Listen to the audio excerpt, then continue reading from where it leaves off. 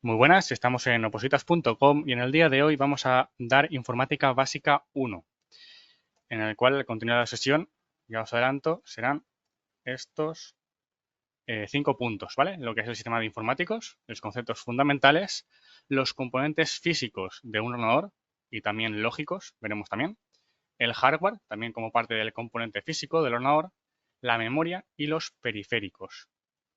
Esta conferencia comenzará a grabarse.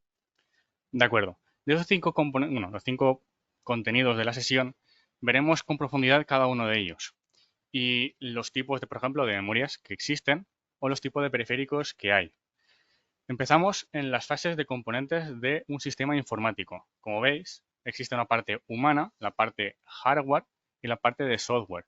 Cada uno de esos componentes se integran para llegar a nosotros, en este caso, por ejemplo, nuestro cerebro, con los 5 sentidos, y cada uno de ellos, cómo va relacionándose en cada uno de los componentes, sea hardware, la parte física, y software, la parte lógica. Como veis aquí, existe pues, multitud, depende de cada una de las partes, y nos va ayudando un poco la parte aquí que nos muestra, ¿no? Que podemos notar, y aquí la parte que nosotros introducimos, ¿vale? O en la mano o la parte de la voz, ¿vale? Más adelante. Conceptos que tenemos que tener claros de cara a preguntas directas de informática. Por ejemplo, ¿de dónde proviene la palabra informática? Vemos que es francés, proviene de la parte francesa de información autonómica, automática, disculpad. Y es que la RAE lo define como un conjunto de conocimientos científicos y técnicos que hacen posible el tratamiento automático de la información, lo que a informática viene de información automática, ¿de acuerdo? Del francés. Es un tip que nos pueden preguntar y que no cuesta nada. Vale, la informática ocupa 3 puntos. El desarrollo de nuevas máquinas, por ejemplo, ordenadores y periféricos, el desarrollo de nuevos métodos de trabajo, como sistemas operativos. El sistema operativo es la aplicación, la parte de software, que está entre medio entre nosotros y la parte del hardware, del ordenador. ¿Vale? Sería el método de trabajo que tenemos nosotros. ¿Cómo introducimos o cómo desarrollamos software? ¿O cómo creamos un documento Word? Pues tenemos un sistema operativo que se encarga entre nosotros y la máquina. Y el desarrollo de nuevas aplicaciones informáticas, que sería el software o los programas que hemos dicho, por ejemplo, el Word. Continuamos. La definición del sistema informático. Un sistema está compuesto de equipos y del personal que realiza esas funciones de entrada, proceso y almacenamiento, salida y control. Lo que el sistema informático no se compone solo del equipo, sino de todo el compuesto entre los equipos y el personal para introducir los datos, para el procedimiento de esos datos o para, por ejemplo, el almacenamiento, salida y control de esos datos. En este caso, como hemos comentado más o menos en la imagen, que veremos más otra vez más adelante para ir cada una de las partes, veremos la parte física, que hemos dicho que es la parte más física del ordenador, de hardware. En este caso, tenemos estas componentes. La unidad central de procesos, la unidad de memoria auxiliar, en este caso, está más encarado, ¿no? A partir de aquí, más encarado de la CPU que conoceréis, procesador, y después aquí serían los componentes externos, ¿vale? Seríamos unidad central de proceso, CPU, unidad de memoria auxiliar, que veremos más adelante que se llama RAM, la placa base y componentes internos, que veremos también, unidades que tenemos de entrada y las unidades que tenemos de salida. Esto sería la parte física que tenemos en el sistema informático. Y por otro lado tenemos la parte software, la parte lógica. ¿Qué tenemos? Los sistemas operativos, que hemos dicho, que proporcionan al ordenador la capacidad de trabajar, está entre nosotros y la parte física, y la parte de las aplicaciones, programas que hacen que el ordenador trabaje. Lo que podemos interpretar que las aplicaciones trabajan bajo un sistema operativo. Todo esto es software. Recordamos, por ejemplo, si descargamos, instalamos y tenemos Word y creamos un documento, este documento es lógico. No podemos, o sea, a no ser que le imprimamos, pensamos que hasta que lo imprimamos en papel, que sería físico, hasta entonces es lógico, puro lógico. Y esto es un Word. Para trabajar en el Word, en esta aplicación, necesitamos una aplicación más a bajo nivel, que sería el sistema operativo, en este caso Windows. Ese Windows sistema operativo trabaja eh, antes de la parte del procesador o la parte de la memoria o el disco duro en el cual guardamos el documento. ¿Hasta ahí bien? Recordad que trabajamos nosotros con el software para, con el hardware, poder procesar toda esa información, ¿vale? Con esto desarrollaríamos todo el sistema informático. Y nos faltaría, como hemos comentado, teníamos tres partes. Tenemos la parte física, la parte lógica y nos falta una parte, la parte humana, que seríamos nosotros, el personal informático o de administrativo. Son personas encargadas de controlar y manejar las máquinas para que den un buen servicio. Personal de dirección, personal de análisis, personal de programación, personal de explotación, personal que se encarga de manejar estas dos otras partes. Y ahí dice personal informático. Personal informático, hoy os he comentado que no tiene por qué ser informático. Aquí aparece como dirección, análisis, programación o explotación. La explotación estaría más encarada a lo que es administrativo y los usuarios. Muy bien. Hemos visto anteriormente esta imagen y volvemos a verla. Hemos dicho que habían tres partes, ¿verdad? Tenemos la parte humana, la parte hardware y la parte software. Hemos dicho que la parte hardware es la parte física y vemos, por ejemplo, aquí TFT Display, aquí unos números. No hace falta conocer estos números, no os preocupéis. Solo entender cada una de las partes humanas en qué se relacionan. O sea, nosotros, cómo nos relacionamos con la parte informática. Y es que, por ejemplo, los ojos tenemos las pantallas. Con los oídos tenemos, por ejemplo, los speakers, los altavoces o los auriculares. El gamepad, o sea, el mando, tendría las manos. ¿Verdad que tenéis aquí los tres sentidos? Y por otro lado, tenemos actuadores para poder nosotros introducir datos a esa máquina, sistema informático. Que tenemos otra vez las manos y también tenemos la voz.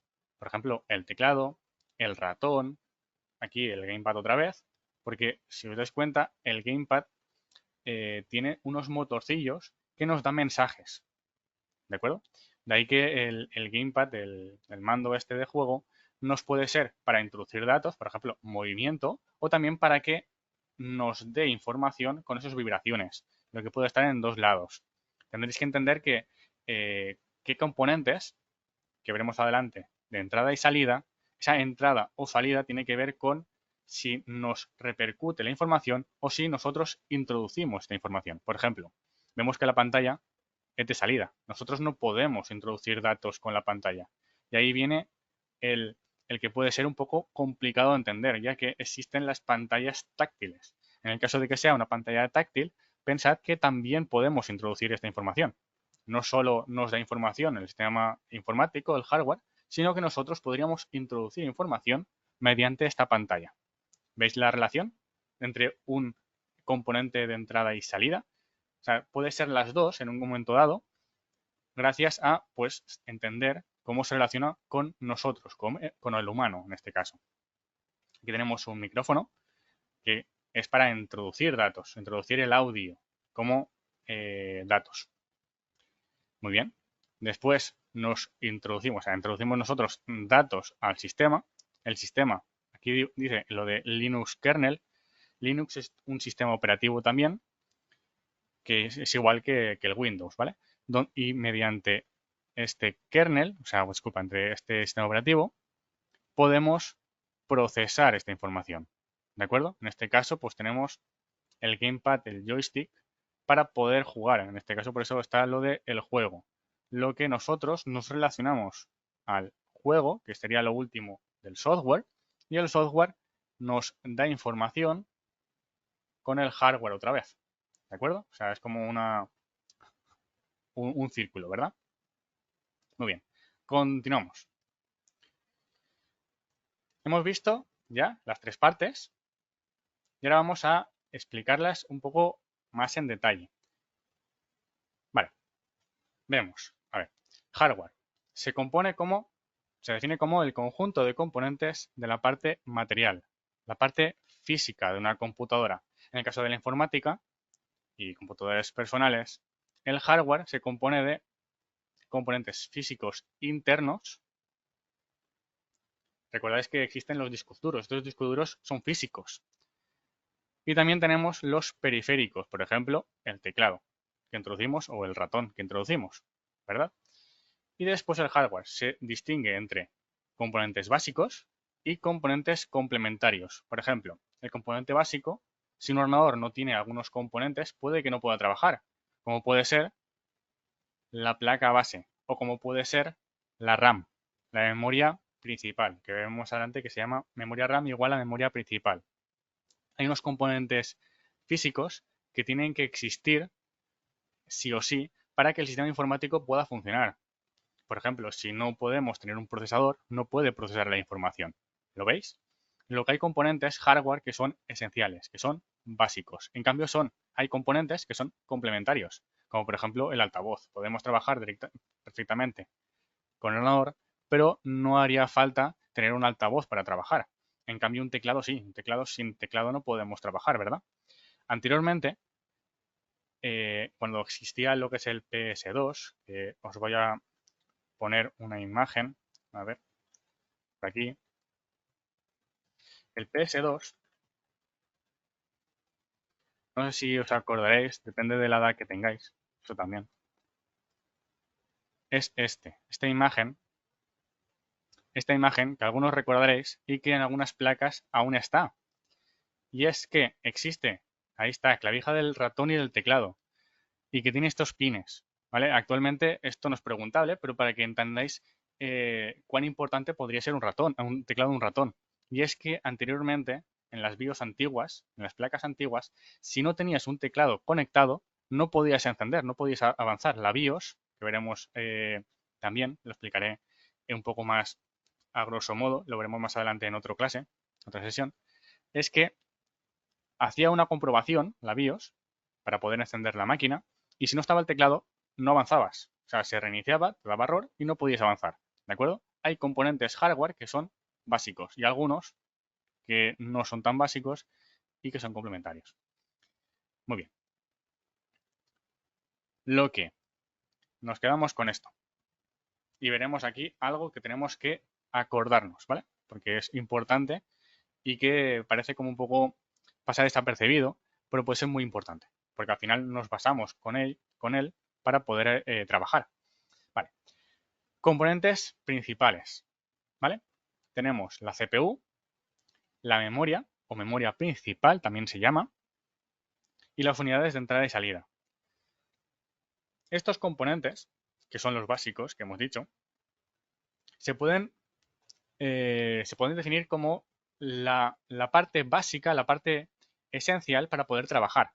Tenemos la parte del procesamiento, la parte donde extraemos la información. No digo solo la información, dícese, o sea, tenemos que trabajar un poco o sea, tenemos que dar una imagen no tanto de Word, sino como un trabajo de bits. Vamos a pensar que cómo vamos a trabajar en una suma o una resta. Si pensamos que un 2 más 2, tenemos que introducir esta fórmula, ¿verdad? ¿Esta fórmula de dónde sale? Pues de la unidad de memoria. Ese 4 que nos saldrá de esa operación de la unidad del proceso, si la queremos guardar, tendremos que guardarla en otro lado, ¿verdad? Pues la unidad de memoria se encarga de esas dos partes. No solo de guardar la información, sino también de desde dónde introducimos el cálculo de esos datos. Porque, para que nos entendamos, cada parte de estas se relaciona entre sí para la constitución de la computadora, del sistema informático. Teniendo unos datos que queremos introducir, tendríamos en la unidad de memoria. Esa unidad de memoria, la CPU, introduciría una instrucción, dijese el 2 más 2 en este caso, para que veamos el ejemplo, y ese 2 más 2 que nos sacará la CPU otra vez, lo tenemos que guardar en memoria. Vale, esos pasos O sea, ¿qué es lo que hace primero? ¿Qué es lo que hace después? ¿Qué es lo que hace después? Es lo que se comunica por un reloj. Ese reloj marca los tiempos en los que trabajará. Y este reloj, ¿vale? Con esta CPU, lo podemos también ver cuando, por ejemplo, vamos a comprar. Vamos a comprar un CPU, no, una CPU, un procesador cualquiera. CPU, mira, CPU Benchmark. Utilizo mucho esta página para poder comparar procesadores y poder saber un poco a grosso modo cuán bueno o cuán malo es un procesador. ¿De acuerdo? Ahora lo vemos un poco para que podamos definir cada una de las partes del procesador. Vamos a poner una cualquiera, por ejemplo este. Muy bien. Aquí vemos un clock speed. ¿De acuerdo? Este clock speed que nos sale cuando vamos a comprar un procesador, esos gigahercios que nos puede aparecer, o megahercios, esto tiene que ver con el reloj que estamos hablando aquí. Y esta es la velocidad con la que trabaja ese procesador. ¿De acuerdo? Lo que el reloj nos marca los tiempos en los que pasa una instrucción. ¿De acuerdo? Y de ahí que los buses, que serían las carreteras donde pasa esa información. ¿Hasta ahí bien? No quiero confundiros en estas tres partes. O sea, puede ser un poco enrevesado, pero quiero que os quedéis con ello, ¿vale? La CPU sería CPU, o sea, o UCP, Unidad Central de Proceso, se encarga de procesar la información. La memoria para almacenar la información y en la cual también tiene instrucciones. Y la unidad de entrada y salida para recibir esas instrucciones o para devolver esas instrucciones. Dícese el teclado que hemos visto o la pantalla también. ¿De acuerdo? Y todo esto se relaciona con buses. Buses son como carreteras, ¿vale? Cables que se relacionan entre unos y otros componentes. La CPU a la memoria tendrá unos buses para relacionarse. La memoria con las unidades tendrán otro bus para relacionarse. Y entra el reloj para decir cuándo pasa uno, cuándo pasa otro y en qué velocidad se marca estos pasos. Vamos a ver ahora la primera parte, la CPU. ¿En qué consiste la CPU? Encargado de llevar a cabo el procesamiento de la información y regular la actividad de todo el sistema del ordenador. Como hemos dicho, hemos visto anteriormente que la CPU se relaciona con la memoria, ¿verdad? Pero internamente tiene tres componentes. La unidad de control, la unidad aritmético-lógica y los registros. Una zona de registros para poder ayudarse a ir más rápido con memoria, ¿vale? Que lo veremos más adelante, no os preocupéis por esta zona de registros. Pero pensad que la CPU tiene tres partes. Una unidad de control que interpreta, lee y realiza esas instrucciones que se están ejecutando. Una unidad aritmético-lógica para poder pues, hacer cálculos aritméticos o lógicos. Y también los registros para guardar los datos que está calculando en ese momento. La CPU se compone de esos tres componentes. ¿De acuerdo? Unidad central de proceso, que sería la CPU, se denomina con estas tres siglas. CPU, Central Processing Unit, o UCP, según pues, en el idioma que lo digas, Unidad Central de Procesamiento. También se conoce como el procesador o un microprocesador. Las unidades centrales de proceso se caracterizan principalmente por la arquitectura empleada. ¿Vale? Esto voy a parar, no os preocupéis.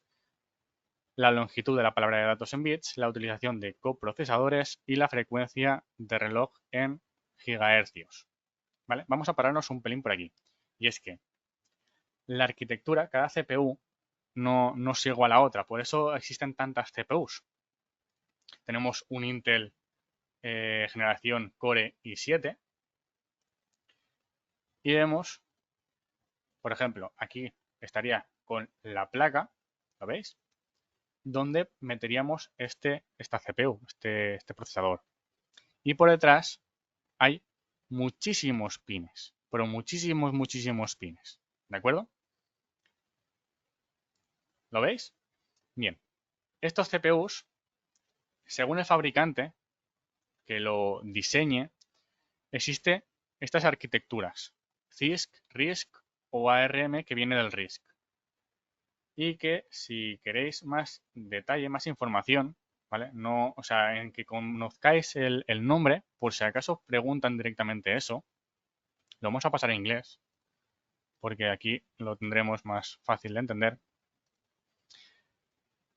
La C, ¿ves aquí? La C de CISC. O sea, cuando os preguntan, por ejemplo, algo que sea muy rápido y que sea muy simple, vemos que la C es de complejo, ¿vale? O sea, son preguntas que os quiero remarcar en ese punto porque son técnicas, pero se pueden sacar. En el caso de que preguntasen, poder sacarlas. Y es que CISC no os interesa todo esto. O sea, eso obviadlo completamente. Sino que os quedéis con la primera letra de estas palabras. CISC viene de complejo, son instrucciones complejas. En cambio, RISC viene de reduced, o sea, reducidas, instrucciones reducidas, instrucciones más simples.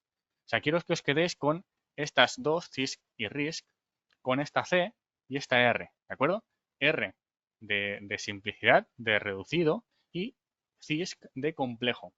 Y ARM es una arquitectura que está relacionada con RISC. O sea, si decimos algo reducido, pero que, por ejemplo, es la segunda versión o más complejo o más rápido, pues que sepamos que existe lo que es ARM, ¿de acuerdo? Que tiene que ver con la R de Reduced del RISC, ¿vale? Nos quedamos con estas tres arquitecturas que es importante porque nos pueden preguntar, no sería muy raro que nos preguntasen una palabra así y que solo sabiendo estas tres letras, bueno, dos letras y ARM que tenga que ver con la R de RISC, nos podemos sacar esa pregunta. Muy bien. Vale, ¿dónde vamos? La CPU, recordamos, tres partes: unidad de control, que se encarga de leer, interpretar y realizar instrucciones; unidad de aritmético lógica y los registros. Muy bien. Vamos a verlo por ahora de una forma más gráfica, para que nos quede más claro estos tres componentes, ¿de acuerdo? Vemos, por un lado, la CPU, la unidad central de procesos, con su unidad aritmético-lógica, Arithmetic Logic Unit, la unidad de control, y aquí el control del programa y los registros, ¿vale? Esto tiene que ver con, bueno, no es importante, ¿vale? Pero los registros serían, por ejemplo, cada una de las instrucciones que tiene, y aquí el contador del programa es primero val 1, después val 2, después val 3, val 4, ¿vale? O sea, cuando nos quedamos con esto es suficiente. Esto, ¿vale? Esta arquitectura de CPU más memoria principal más sistemas de entrada-salida que hemos visto anteriormente, esto se llama arquitectura von Neumann, ¿vale? Nos quedamos con esta arquitectura, este nombre, ¿vale? Proviene de CPU con memoria principal con sistemas de entrada-salida.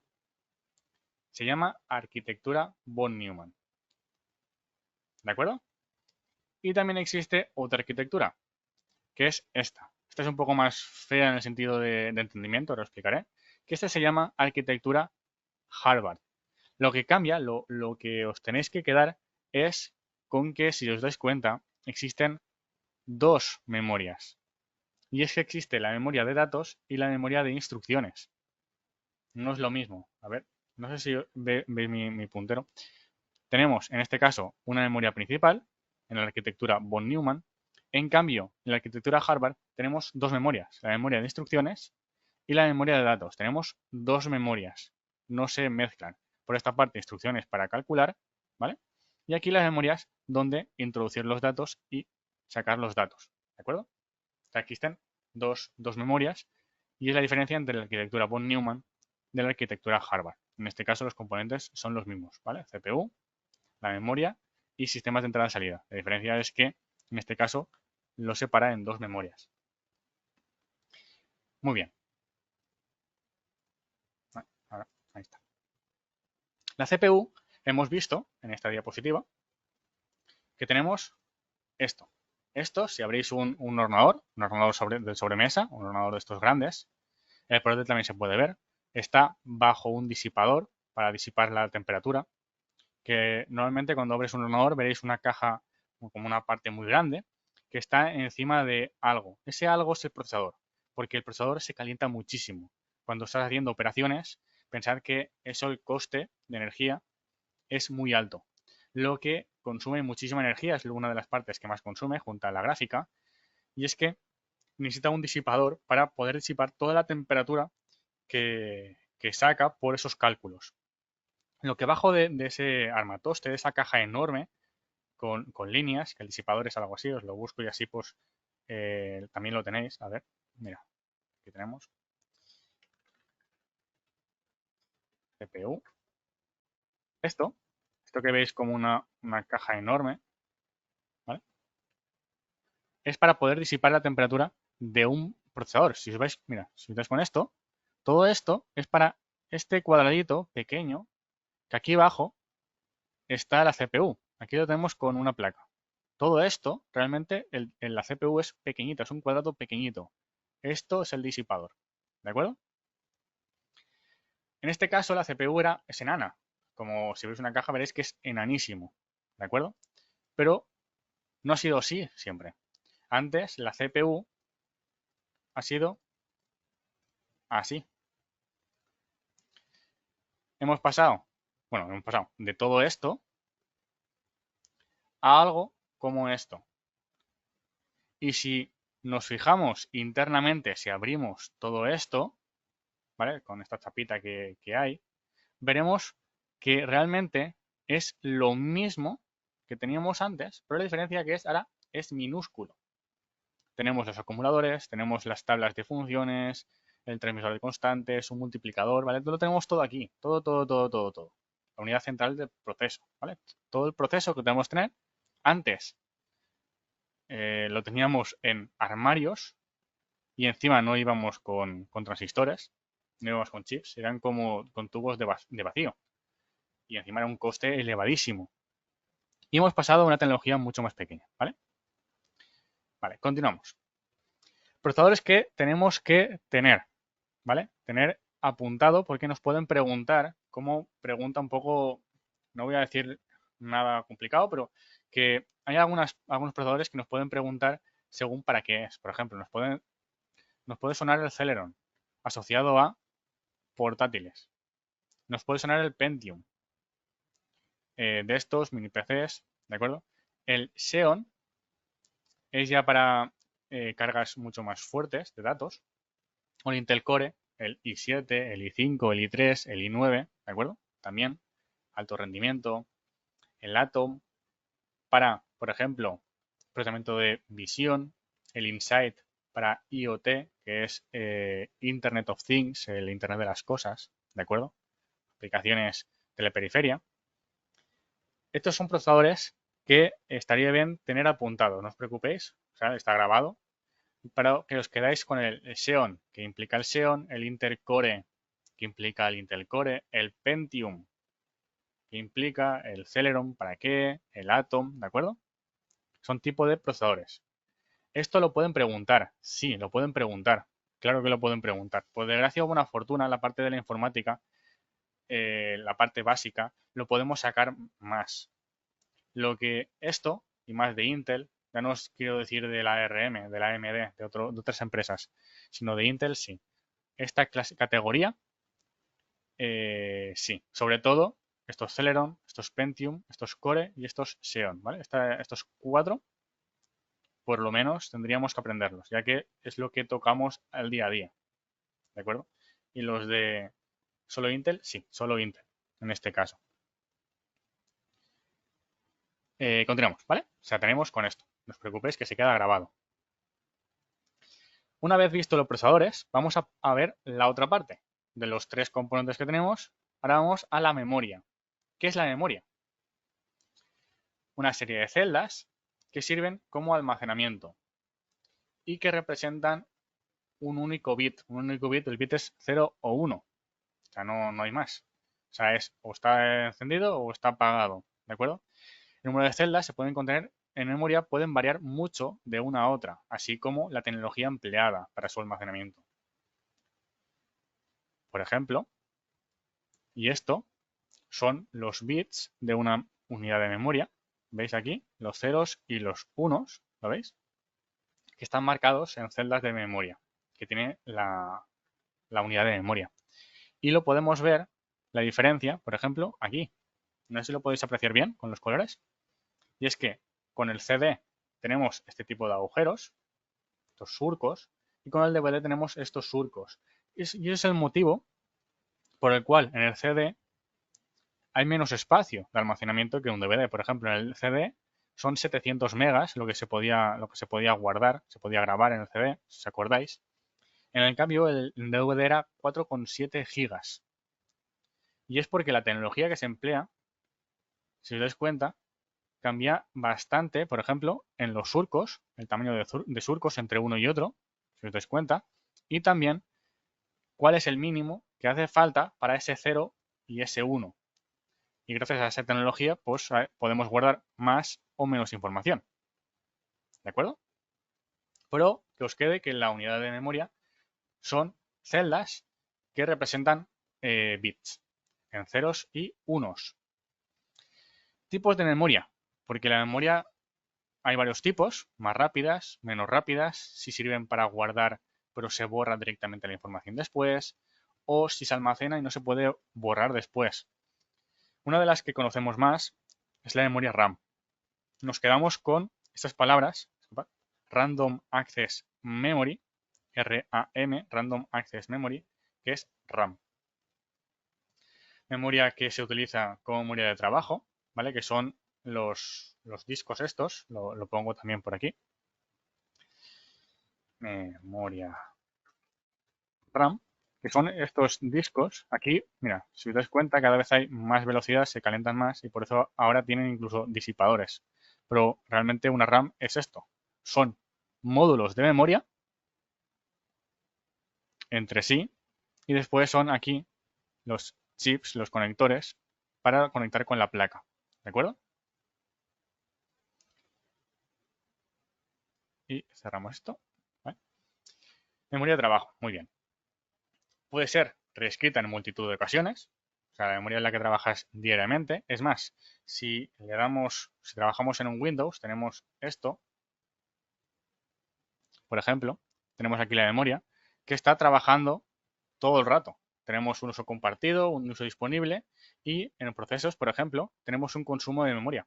Por ejemplo, ese consumo de memoria no es siempre igual. Si empezamos a, por ejemplo, lo podemos aprender enseguida, si empezamos a subir aquí las, las, las pestañas, veréis que empieza a subir la RAM. O sea, el consumo de memoria RAM, esa memoria que tenemos, Random Access Memory, os recuerdo, esto, eh, esto se reescribe, porque claro, cargas datos, pero después lo eliminas y se libera la memoria que tiene almacenada en esta memoria, la memoria RAM.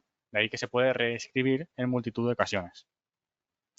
Se llama acceso aleatorio porque realmente no es necesario un orden secuencial. Y si os parece a pensar el motivo de por qué el random access, por qué es aleatorio, es porque la memoria que tú almacenas en esa RAM no te interesa saber dónde está. Porque en el momento dado se va a borrar, se va a eliminar, se va a poner con otra cosa, otra información. No te interesa saber exactamente esa información dónde está para poder recuperarla más adelante. Esta memoria, en el momento que apagas el ordenador, se elimina. Y cuando enciendes otra vez el ordenador, se recarga otra vez de toda la información. En este caso, primero sería el sistema operativo y todo lo que tengas que abrir, ¿vale? Lo que esta memoria es Random Access Memory, es no secuencial y es aleatorio, ¿de acuerdo? Continuamos. Los introducidos, lo que he comentado antes, desaparecen al apagar la computadora. En otro lado, o sea, en otro tercio completamente, tenemos el ROM, Read Only Memory. En este caso, la memoria es de solamente lectura, Read Only Memory. Actualmente es usual que encontremos lugares, y aquí es curioso porque es información que nos puede servir porque está incorrecto. Existen lugares donde hacen alusión a ellas, la memoria ROM, como memorias que pueden ser reescritas y borradas, como memorias secundarias, como lo que tendríamos y entenderíamos como disco duro, cuando realmente la ROM no tiene nada que ver con el disco duro, es una memoria secundaria que sí que se guarda la información, ¿vale? Y no es ROM. ROM estaría con la BIOS, ¿vale? Que esto lo veremos también en otra sesión, ¿vale? Esto es una memoria que se gasta en momentos puntuales, por ejemplo, cuando encendemos el ordenador, cuáles son los pasos que tenemos que realizar. Si fuese RAM, los pasos se borrarían, ¿verdad? En cambio, lo tenemos en una ROM para que aunque apaguemos, aunque no tenga energía, no se borre, siempre esté ahí. Y que no lo podamos modificar en el caso de que, por ejemplo, por lo que sea, haya una subida de tensión, entonces se borren por lo que sea, ¿sabéis? Y entonces siempre tenga una memoria, o sea, la información esté guardada en esa BIOS y siempre sepa los pasos que realizar. Y con eso tendríamos la ROM. Esto que he comentado del incorrecto lo podemos ver, por ejemplo, en esto. Un smartphone libre LG K30, pantalla 5,5 pulgadas, IPS HD Plus, que es la tecnología de la pantalla, no nos vamos a detener en esto. RAM de 2 GB y ROM de 16 ampliable. Esto está incorrecto. O sea, ROM, como hemos comentado, es de solamente lectura. No existe la escritura, lo que no tendría ningún sentido que fuese ROM. Eso está incorrecto. Muy bien. Ahora vamos a la parte de cómo se relaciona esta memoria con el procesador. La relación que tiene esta memoria, hemos visto que la parte de hardware está relacionado, son varios componentes. ¿Cómo se relaciona unos con otros? Pues la memoria con relación con el procesador tenemos varios. La memoria principal, principal o interna, que hemos dicho que es la RAM, ya os adelanto. Está formada por circuitos integrados, chips, que con ellos la información se almacena en estados de tensión de 5 voltios. Son denominados valores binarios, de 0 o 1. O sea, tiene tensión o no tiene tensión. En el momento que no tiene tensión es 0 y se apaga y se borra la información, que es lo que hemos dicho que es la RAM, ¿verdad?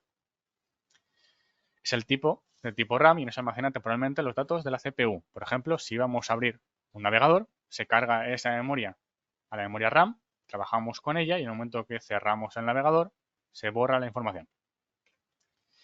Se ha unido al procesador, en él se comunica a través de los buses que hemos mezclado de datos y el de direcciones, para dónde va. ¿De acuerdo? Tenemos también la memoria secundaria o externa. ¿De acuerdo? Memoria principal, hemos dicho RAM, memoria secundaria o externa, vamos a decirle que es el disco duro, que tenemos varios tipos, ¿vale? No quiero tampoco entretenerme, pero hay 3 tipos y lo digo para que se quede en el vídeo. Tenemos el HDD, que es un disco duro magnético, que se llama, ¿vale? Lo dejo ahí, magnético. Tenemos el SSD, que es el disco duro sólido, porque va por flash. Y tenemos el actual NVMe, que es el más rapidito, que es esto que tenemos aquí. Son minúsculos en comparación. ¿Vale? Estos serían memorias secundarias, externas. Con esto, o sea, sin esto podríamos trabajar perfectamente con memoria principal. ¿De acuerdo? Y después le damos la memoria caché, que es la memoria más rápida. En velocidad, ¿vale? Os voy a decir, bueno, es semejante a la memoria principal, pero de menor tamaño y de acceso más rápido, bastante más rápido. Es la más cara también y la más rápida. En orden de velocidad y de precio también tendríamos esto, la memoria caché, la más rápida. La segunda sería la memoria principal. Y como tercero tendríamos la memoria secundaria. ¿De acuerdo? Por precio igual. Esto sería más caro, esto sería el siguiente más caro y el siguiente más caro sería la secundaria. Esta está asociada al microprocesador.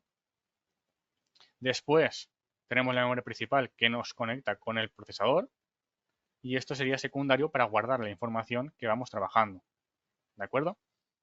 Teníamos en la página antes que hemos visto con la CPU, vemos aquí, caché de la CPU y vemos L1, L1, L2. En total existen 3 tipos de cachés. Uno más rápido que otro. O sea, el L1 será más rápido que el L2 y el L2 más rápido que el L3, ¿vale? Existen 3 niveles de memoria caché. Los tres niveles de memoria caché están dentro del procesador, ¿vale? O sea, al lado del procesador, pero dentro de esa cajita, de ese rectángulo que tiene de procesador. O sea, está dentro, está justamente al lado, para que trabaje directo. Para que nos relacionemos, la información es esto. Esto sería los tres componentes de memoria, caché, primario y secundario, y cómo se relacionan con la CPU. Vemos que la CPU, cuando quiere trabajar, lo que hacemos es tirar de memoria secundaria, lo cargamos a CPU y esto pasa a la primaria. Realmente la secundaria vamos a ir una vez. Lo siguiente estará cargado en primario, porque es mucho más rápido que lo secundario. Y mientras va cargando datos, por ejemplo, hay 5 paquetes de datos, ¿vale? Como ejemplo. Pero solo puedo trabajar de uno en uno. Lo que primero va uno, va sacando el segundo aquí y entonces va trabajando aquí directamente, caché, ¡pap! Y después pasa al primaria a la caché otra vez para que trabaje mucho más rápido. ¿De acuerdo? Esa es la relación de las memorias. O sea, la secundaria es la más lenta, lo que está mucho más alejada de la CPU. La primaria está más acercada a la CPU y la caché está al lado de la CPU, ¿vale? Para que vaya súper rápido. Esto último, a ver, Esta conferencia comenzará a grabarse. vale, estábamos a la parte de la memoria y pasamos al siguiente, al tercero de la parte física, los periféricos. Existen varios periféricos y ¿para qué sirven los periféricos? Un dispositivo electrónico físico se conecta y acopla a una computadora, pero no forma parte del núcleo básico de CPU, memoria, placa base y sistema de alimentación. Pero están los componentes de entrada-salida. Los componentes de entrada-salida son los periféricos. ¿De acuerdo? Existen. ¿Y para qué sirven? Aquí, uno y otro. ¿Vale? Vale. Funciones. Sirven para comunicarnos con la máquina, para introducir o para que la máquina nos dé información. Y también, bueno, almacenar información. Los tipos que pueden existir, os he adelantado anteriormente, existen de varios tipos. De entrada, para introducir datos al sistema, de salida, para que el sistema nos reporte esos datos, o de entrada-salida, por ejemplo, que hemos comentado, la pantalla táctil. O, por ejemplo, el escáner impresora, el escáner este multifunción, de empresa multifunción, que tiene escáner impresora, eso también podría servir. Vale, siguiente. Bueno, de almacenamiento, disculpad. También existen los periféricos de almacenamiento, que esos serían los discos duros eh, secundarios, ¿vale? Que no el primario, que sería lo básico. Como periféricos de entrada, ¿qué tenemos? El teclado, el ratón, el escáner. ¿Veis el motivo de entrada, verdad? De cómo introducen los datos al, al sistema informático. El teclado para introducir datos por el teclado, el ratón para introducir justamente lo que estoy haciendo ahora. ¿Cómo introduzco yo que el ratón esté aquí? Por el ratón. El escáner, cómo introducir datos a nuestro sistema lógico. La webcam, cómo introducir nuestra imagen al sistema lógico. El micrófono, lo que estoy diciendo, cómo hablo y cómo introduzco el joystick, lápiz óptico, lo vemos aquí, ¿vale? Cómo introducimos la información a nuestro sistema sería el dispositivo periférico de entrada. Por otro lado tenemos el periférico de salida. Para visualizar, representar, ¿vale? Cómo el sistema nos reporta toda la información que podamos requerir, necesitar. El monitor, la impresora, el altavoz, tarjeta gráfica, tarjeta de sonido, la pantalla móvil y proyector. Ahí tenemos unas imágenes de los periféricos de salida. Y después, periféricos de almacenamiento. Estos periféricos, ¿vale? Almacenamiento periférico no es interno, es periférico. Está aquí el disco duro NVMe, o igual que el disco duro sólido, ¿de acuerdo? El SSD.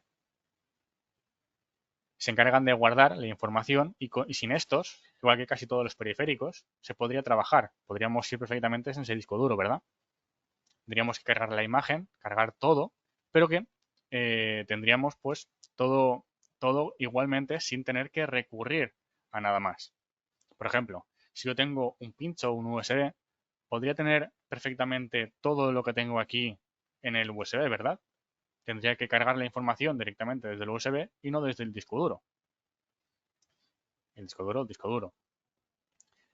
Lo que no haría falta realmente eso para poder trabajar. Y realmente cualquier periférico de almacenamiento que podamos requerir, que sea periférico, no es necesario para que el sistema funcione. Las disqueteras, alguien también lo puede conocer, y es que también son almacenamientos periféricos de almacenamiento. En este caso eran igual que los CDs o los DVDs. Metías el disquete y era muy común, por ejemplo, en la instalación del sistema operativo, cómo introducir los datos con un periférico de almacenamiento. ¿De acuerdo? Tenemos memorias USB y las memorias de los periféricos. 1 y 2. Vale, y por último, tenemos los periféricos de comunicación, ¿vale? Que sería, pues, los periféricos que nos sirven de comunicar. Comunicar, que no comunicar en el tema de voz o de altavoz, sino de cómo nos comunicamos por datos. Necesitamos una tarjeta de red y anteriormente un módem para poder mandar los datos de un lugar a otro. Por ejemplo, si yo quiero comunicarme con alguien de China, ¿cómo puedo mandar los datos? Pues necesitar una tarjeta de red para poder comunicarme por la red, valga la redundancia, con ese dispositivo, con ese host de China. Yo mando la información y él lo recibe con este periférico de comunicación. El concentrador, conmutador, enrutador, tarjeta inalámbrica y Bluetooth. Vale, vamos a parar un poco en esto bueno, vamos a primero las imágenes. Así vamos sacando todo. Bien. El módem, esto ya es antiguo, no lo preguntarán, pero que exista tarjeta de red, concentrar, conmutar y enrutar. Esto nos podemos confundir un poco en conceptos. El concentrador lo que hace es ayudar a la señal a que no se pierda. ¿De acuerdo? Lo que hacemos es, tenemos un concentrador, en casa no vamos a tener ninguno, pero imaginemos que queremos recuperar la señal porque se va perdiendo por la distancia que podemos tener. Lo que concentra la señal y que nos ayuda a poder llegar la comunicación, que no nos pierdan paquetes. La comunicación, pensad que existen, o sea, se reparte, ¿vale? No quiero entrar en profundidad porque no os quiero marear con esto, pero imaginad que la información se va mandando por paquetes. Lo que si se va perdiendo muchos paquetes porque la distancia no nos ayuda, necesitamos un concentrador para que nos concentre la señal y que podamos mandar la señal. O sea, que nos lleguen los paquetes correctamente. El conmutador y el enrutador. Ahí ahora estoy, en estos momentos se me ha ido un poco el conmutador. El enrutar es, valga la redundancia, la ruta. O sea, yo quiero ir al lugar de destino. ¿Cuál sería el camino que tengo que elegir para llegar a ese destino? Ese sería el enrutador.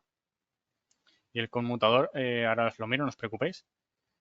O sea, el enrutador lo voy a poner tal cual. Si yo quiero buscar, en este caso, vamos a poner, no lo veo. Sí, lo veis, vale. Vamos por ejemplo, estamos en maps.google.com.